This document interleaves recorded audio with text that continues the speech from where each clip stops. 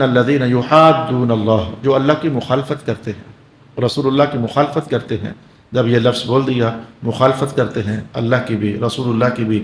یہودی کافر منافق تو پھر بھی شامل ہی ہیں، مخالفت کرتے ہیں، لیکن مسلمانوں کہیں نہ کہیں آپ بھی مخالفت کر رہے ہو رسول اللہ کی یا کہ اطاعت کر رہے ہو.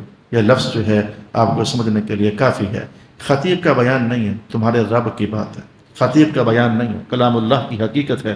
جو بھی اللہ رسول کی مخالفت کرتا ہے یا کرے گا، یا تاریخ یہی ہے، الفاظ نے کوبتو، وہ رسوا ہو چکا ہے، ذلیل ہو چکا ہے. تمہاری دولتیں رسول اللہ کی مخالفت کر کے تمہیں ذلت سے بچا نہیں سکیں گی، تمہارے منصب تمہیں ذلت سے بچا نہیں سکیں گے.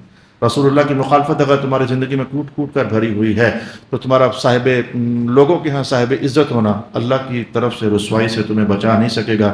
تاریخ آپ کے سامنے ہے، جب کبھی بھی ایسا ہوا ہے جس کسی نے بھی چھوٹے انسان سے لے کر بڑے انسان تک رسول اللہ کی نافرمانی کی ہے اور حضور کی مخالفت کی ہے.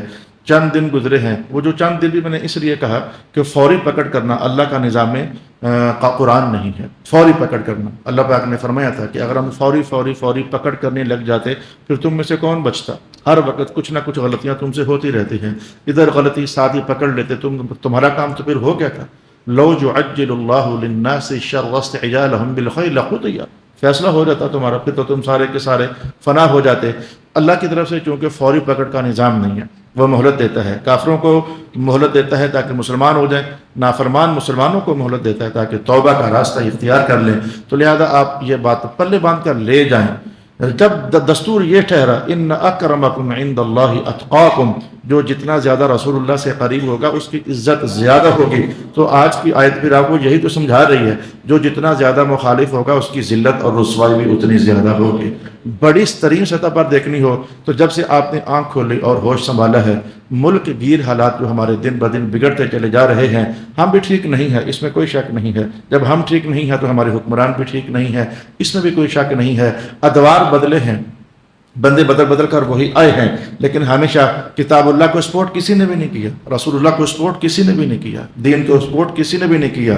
تو بڑی سطح سے جب بارش برسے کہ پھر سب پر پڑ تو جاتی ہے، جب دھوپ آتی ہے تو سب پر پڑ تو جاتی ہے، اچھے اور بروں پر. جب بڑی سطح پر اللہ کی طرف سے رسوائی اور ذلت پڑی اور برسی تو ہم لوگ بھی اس کا شکار ہوئے ہیں. یعنی متقی ہے تو بھی اس بڑی سطح پر اترنے والی ذلت اور رسوائی ہمارے بختوں کے اندر بھی آئی ہے اور ہماری شخصیتوں کے اندر بھی آئی ہے. دیکھنا یہ ہے کہ میرے کپڑے میلے ہو گئے ہیں، کوئی اور میرے کپڑے دھو کر دے یا نہ دے، میں اپنے خود تو دھو لوں کم از کم. میرا جملہ سمجھ سکے ہو، بھوک مجھے لگی ہے، کوئی اور روٹی مجھے کھلائے یا نہ کھلائے، میں خود تو کھا لوں نا.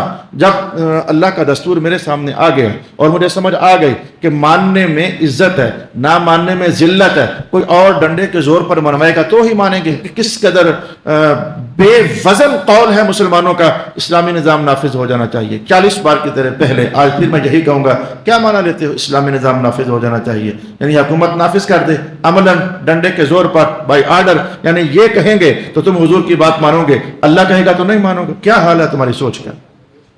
اسلامی نظام نافذ ہو جانا چاہیے. تمہارا یہی بنتا ہے کہ یہ جب ڈنڈے کے زور پر منوائیں گے پھر مانیں گے. اللہ فرماتا ہے تو وہ نہیں مانو گے.